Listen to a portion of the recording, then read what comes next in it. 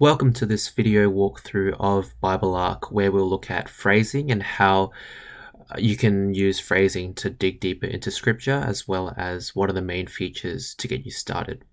This will just be a basic overview, 101. There are many other features which we'll look at in another video. So why don't we start? So we'll look at a very popular verse or passage, actually. It's called Psalms 23. And as you can see, Biblearc currently has the passage up or the chapter up. And what we can do in order to start breaking it down is we look at making a new tab. We head over to phrasing. So we'll start off with phrasing as the method we'll use to break down the passage. There are other ones such as discourse or diagramming, and we'll cover that in another video. So why don't we click on phrasing and get started. So we'll first choose a passage. So we'll choose Psalms 23. We scroll down. All right, so you click on the first verse as well as the last verse and make sure it's the current or it's the translation that you would like or that you prefer, and then we'll load the chapter. All right, so how does this all work? So looking at the screen, there is the editing button, which has this pop-up come up where you can have access to features such as editing, sectioning, placing in arrows, changing text formatting, as well as spacing and size. So for the first step of using phrasing is indenting. So why don't we just quickly read through the verse, and I'll read through the chapter, and then we'll walk through how do we indent. So Psalms 23. The Lord is my shepherd, I shall not want. He makes me lie down in green pastures. He leads me beside still waters. He restores my soul. He leads me in path of righteousness for his name's sake. Even though I walk through the valley of the shadow of death, I will fear no evil, for you are with me. Your rod and your staff, they comfort me. You prepare a table before me in the presence of my enemies. You anoint my head with oil. My cup overflows. Surely goodness and mercy shall follow me all the days of my life, and I shall dwell in the house of the Lord forever. Great. So to start indenting, we'll look at what are the main phrases in the passage. So the first phrase, the Lord is my shepherd, I shall not want.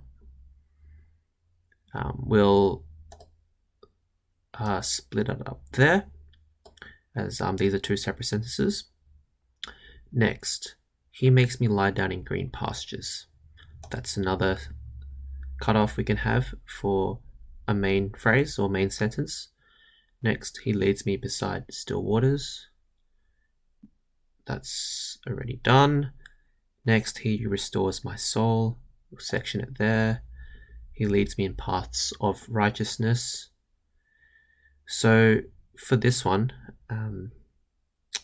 we can split up the sentence in the middle in order to separate what the main phrase is to a subordinate phrase. So a subordinate just means it comes from the main sentence or the main phrase. All right. Let's look at the next part. Even though I walk through the valley of the shadow of death. Okay, so let's split it up here. Even though I walk through the valley of the shadow of death. So where does he walk? He walks through the valley what describes the valley? It's of the shadow of what? It's of death. Let's move on to the next part. I will fear no evil. Split it up there. For you are with me. New sentence or new phrase. Your rod and your staff. What do? They comfort me. So we'll section it there. For you are with me. Your rod and your staff, they comfort me. Alright, so next part, you prepare a table before me in the presence of my enemies. So you prepare a table before me is the main phrase, and the next part is subordinate, which is in the presence of my enemies. And the next main phrase is you anoint my head with oil, and to describe that, it's my cup overflows. And for the last sentence, we'll split it up. We'll go through. We'll say it first. Surely goodness and mercy shall follow me all the days of my life, and I shall dwell in the house of the Lord forever.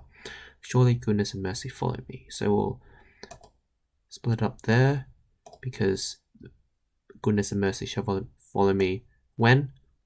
All the days of my life.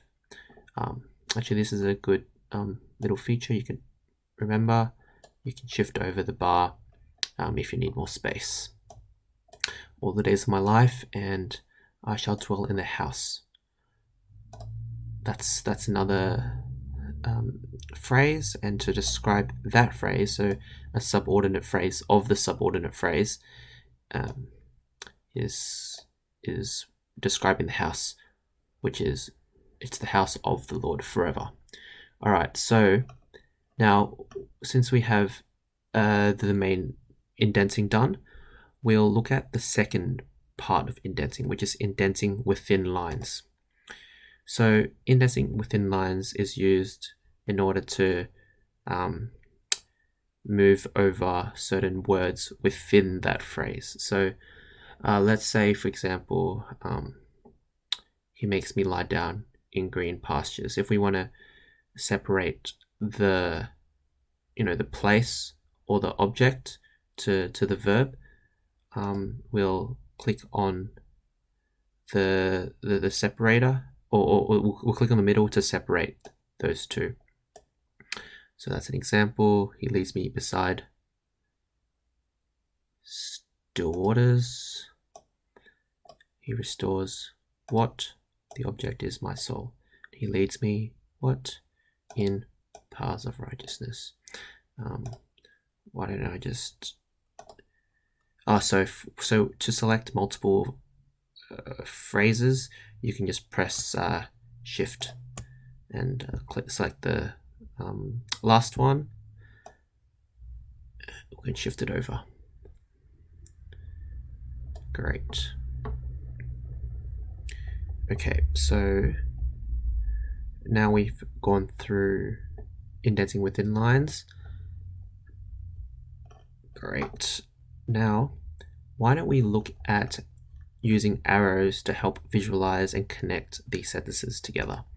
So we click on arrows plus tab, and we can use the second box called new subordinate. So as we mentioned before, the subordinate phrases come from or describe the main phrase. So how do we use the arrow? We click on the first word of the main phrase or what it's describing, and we select each of the subordinate phrases to the main phrase, like that. Great, and press done. And for this little part, for his name's sake, this describes how he's leading me. He's leading me for his name's sake. Why don't I just go back, click on the word that it's describing and the subordinate phrase, create. You can select the colors if you would like, but it's easier to keep a good, color consistency that you prefer. Great, so let's work through the rest. Even though I walk through the valley of the shadow of death. Nice. The shadow describes the valley, so I'll just use the shift again and shove this across and add in a couple of arrows to show that they are subordinate to the main phrases. Nice. So for the next part, we'll just make sure all the indenting is correct. So I will fear no evil, for you are with me. Your rod and your staff, they comfort me. Great. A table in the presence of my enemies. And you anoint my head with oil, my cup overflows. Nice. Okay, so now let's go back to the arrows. And so yeah, if you let's say you made a mistake, you can just click on the arrow and then press delete. So for this one, why don't we just select those two? And then for the rod and the staff, they both comfort me. So we can select both of these objects and link them to the subordinate phrase. Next is you prepare a table before me. So we'll link table in the presence of my enemies, as well as the next part. Alright, so for the last sentence, we will join up those two phrases and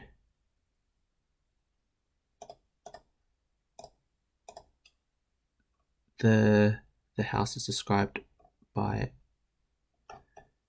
of the Lord forever. Just move this a bit further across. Great.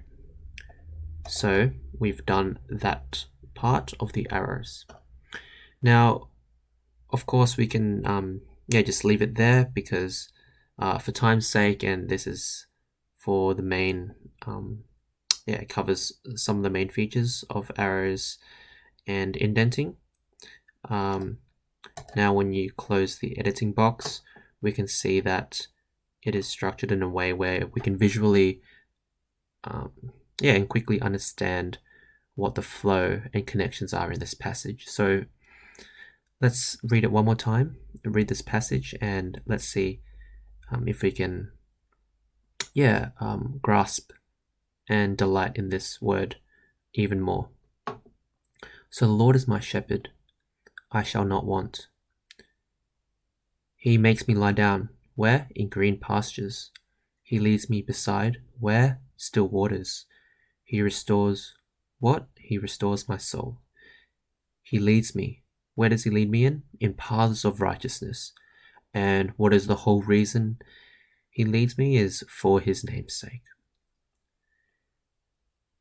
Even though I walk, where? Through the valley of the shadow of death, what do I do? I will fear no evil. Why? For you are with me. God is with me. So God's rod and his staff comfort me. He prepares a table before me in the presence of my enemies. God anoints my head with oil, and my cup overflows. Surely goodness and mercy shall follow me. When? All the days of my life. And I shall live in the house of the Lord forever.